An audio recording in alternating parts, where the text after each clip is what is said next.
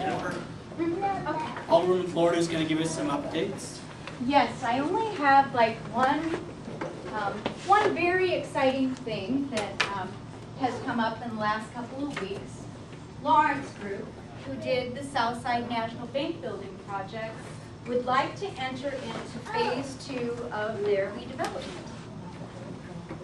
So anyway, if you can look at this, well, it's hard to see this map, but basically Southside National Bank building is right here. They'd like to enter into redevelopment phase 2, which will be this parcel, which is a lower level vacant parking lot that is often graffitied. It's right across the street from Walgreens, okay? So they are proposing to build this beautiful building right on Gravois with the parking in the back. So you'd be looking at that. This is 51 units of affordable housing. They're proposing MHDC tax credits, a $10.2 million project, and they're going to market rental units to service workers. So basically 60% of median, and a service worker would be a policeman, a fireman, you know, or a teacher. A family of 4 could make as much as $54,000 a year. So they are, because it's MHDC tax credits, they are trying to enlist the support of the community. They so far have the support of Grand Oak Hill Community Corporation, Tower Grove South Concerned Citizens, me, Senator Cavaney, our state rep, Michael Colonna, and we're enlisting the support of the mayor this week to basically see if we can be selected for the project. So I'm here to tell you about the project, and if you wanted to organize and support it, we certainly would appreciate that. And that's it. Do you know what the timeline would be for something like this if it were approved? It would happen within the year. So the application is November 8th, and then I think the selection process is somewhere in February, correct? The timeline, Joe's here from Lawrence Group. Say hi, Joe. Hello. So I thought, in talking about this, I thought we would start sometime in the summer. Yeah, so the selection process is the first couple of weeks of February. You're notified if you've been selected. The timeline to close a project like this is probably sometime in the May-June timeframe, and we would get underway with construction shortly thereafter. And the construction period is 8 to 9 months, so we would be bringing units online in the spring of 2012.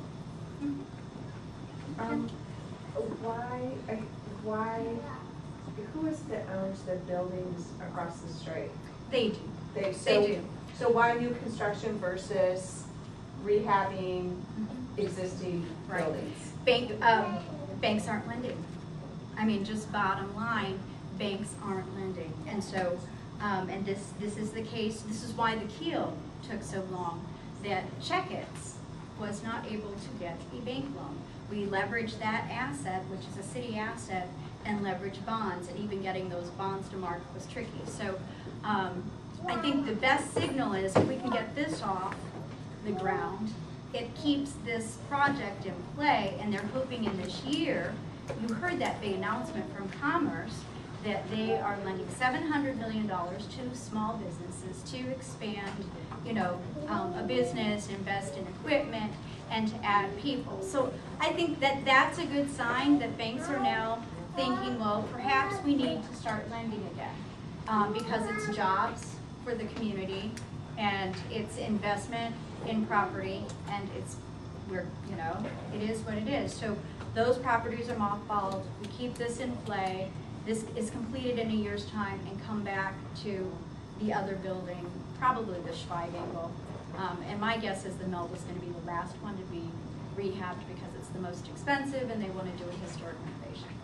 Then my next question is, if it's 51 units, who's going to manage it? And Will it be Section 8? No. Is that going, 60% of median, they'll hire an outside management company, will do screening. We have a professional management company who will manage it. They manage a half a dozen properties around St. Louis already for another developer. They're very successful. It's a management company that's actually located in the city. what's the name? Um, Can you say? I'd rather not disclose Okay. it right now, but we could Okay. maybe talk privately. Okay. We haven't definitively selected them. They are giving us all of their Okay. credentials, and we're vetting them through with MHDC to make sure that they are acceptable. The project is not Section 8 housing. It's not voucher housing. We rent to you a 3-bedroom unit, rents for, I don't know, close to $750 a month, and you have an income limitation of $54,000 a year as a family of 4, Okay. or I believe it's $28,500 a year as a single person. So there's a range there.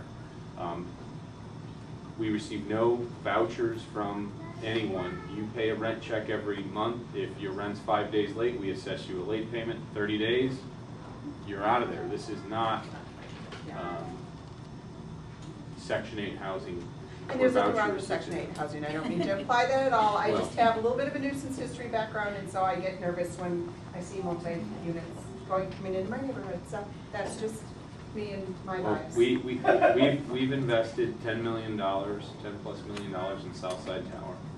We've spent over $1 million acquiring those 3 buildings, Right. which are mothballed right now. We've spent a tremendous amount of money keeping them insured, paying the taxes, paying the monthly debt service carry. We do not want to see any further decay in this neighborhood. We believe it's at a transitional moment.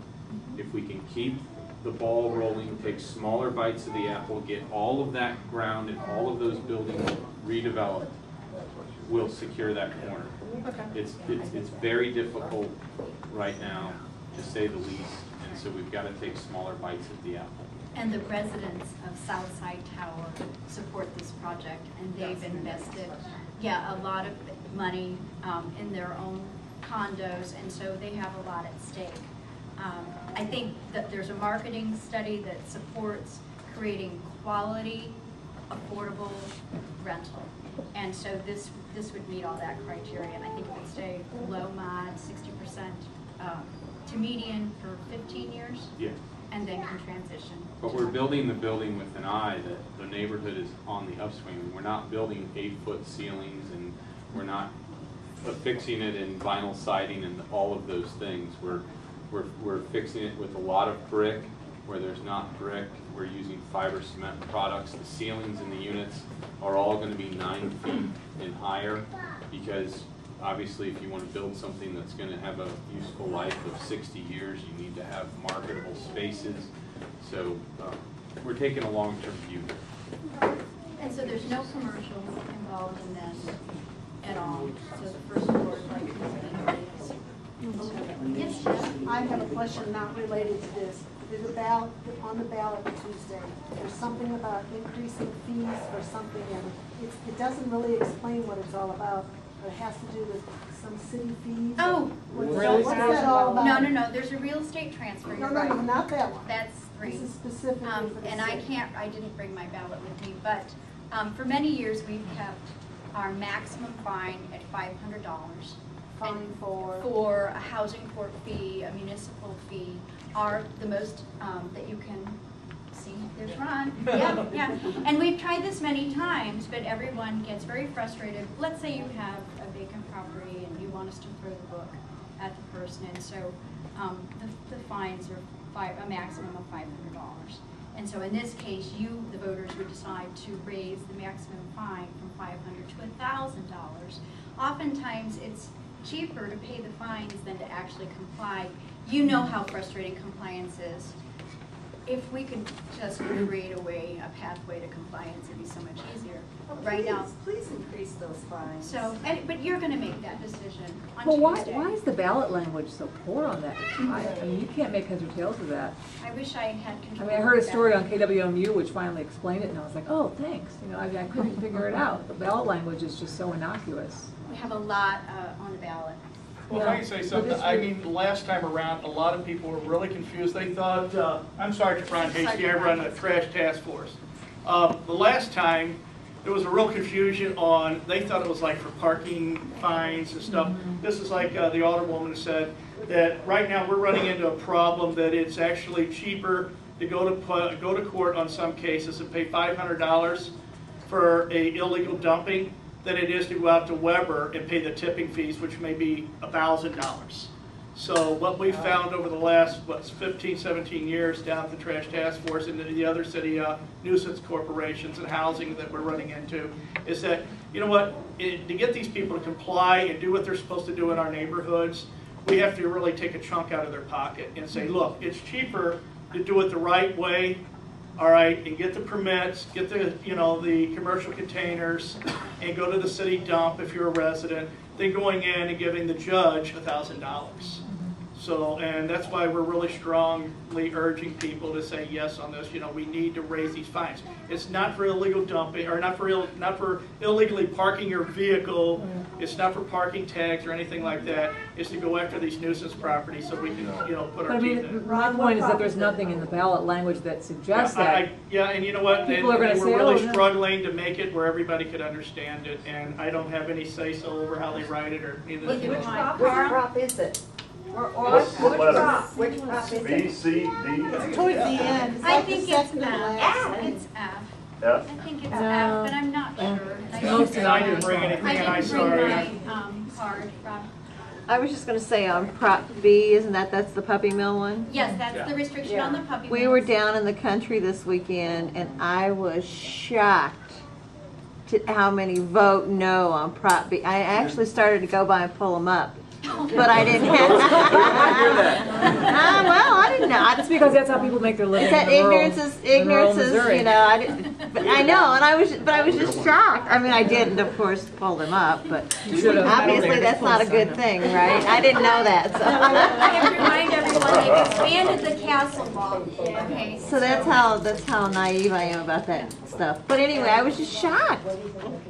We were down in Herman, Yeah. and they got built with vote no. Oh, Because there's a lot of puppy mill people.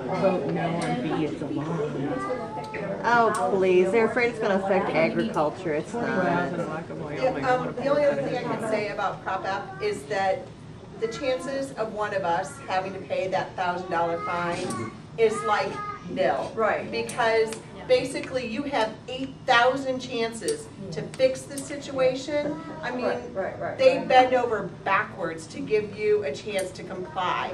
And so most of us, if we're told that we've done something wrong, are gonna fix it.